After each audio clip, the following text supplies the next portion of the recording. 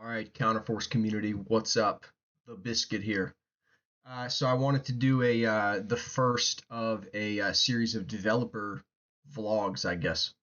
Um, so you guys saw this morning, I put out some updates, submarine nerfing essentially, or buffing anti-submarine efforts, um, some bug fixes, and so what I'm doing from this point forward.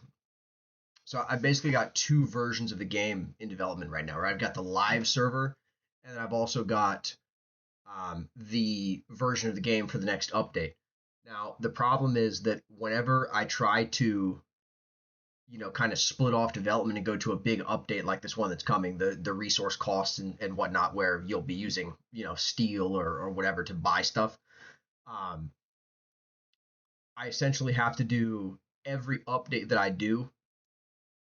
I have to do it twice. So like say this morning, everything I did this morning, I literally had the two computers side by side, and I had to, go on the live server and correct submarines, and then go on the coming update and correct the submarines.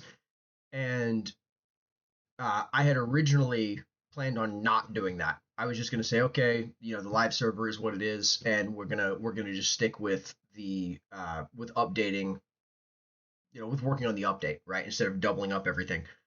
Um, I kind of decided screw that. I'm just going to update both. Yeah, it's annoying, but I'm just gonna code, everything twice if I have to.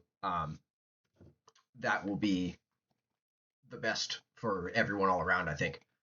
Um, so I'm trying to mix up my protein shake here. It's not mixing at all.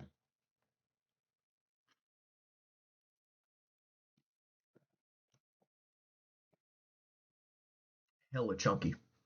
Anyway, what was I gonna say? So the next update, right now I've got all the server stuff. I mean, obviously testing is another factor. We're going to be going much more heavy into testing and making sure the stuff actually works before we put it out this time. So that's why I recruited testers, and I'm putting together an actual testing team with a lead tester and all that kind of stuff. And so this next update is going to focus on, like I said, using resources to purchase things, and it's going to be potentially over a month before it's out because I'm expanding it to include more stuff now. Um, Most likely, player built cities will be part of it, because that's going to be key to the function, like the dynamics of the new way resources are used. Um, Let me think. Some other odds and ends that may or may not delay or be delayed until the next update will be like helicopters getting sonar. Um, Maybe built in. I don't know. I think they have sonic buoys now. I believe they make it built in. I don't know. That may or may not happen. Um, some changes to ICBMs perhaps, but most of it's going to be the two big takeaways are going to be player constructed cities and um, the resources. So there will be no more resources or cities on the map other than the ones that players build. And yeah, so that should be fun. And who knows? It might be faster than a month too. I don't know. It just depends on how quickly we can get everything tested. Before that though, with the main server, so here soon, I'm going to be soon, as in maybe today, maybe tomorrow, the next few days.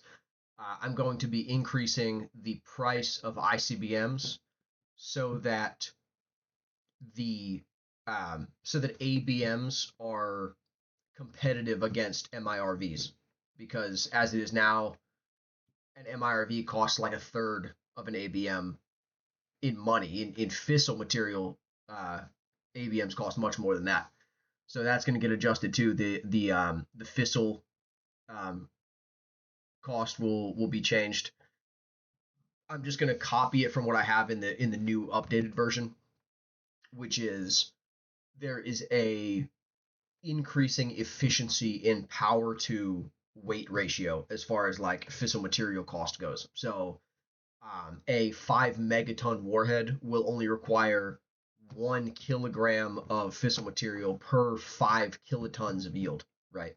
Whereas a 10 kiloton weapon might be 10 kilograms of fissile per kiloton. So that will work in favor of ABMs because ABMs have such high yields. Now, I would just remove or lessen the fissile cost for ABMs, and maybe in the end we'll end up doing that too, giving them a separate scale for the yields. That could be, but I want to keep it realistic and consistent. Between a 5 megaton ABM warhead and a 5 megaton, you know, ICBM warhead. Anything else? Oh yes, ICBMs. Yes, the cost will be increasing.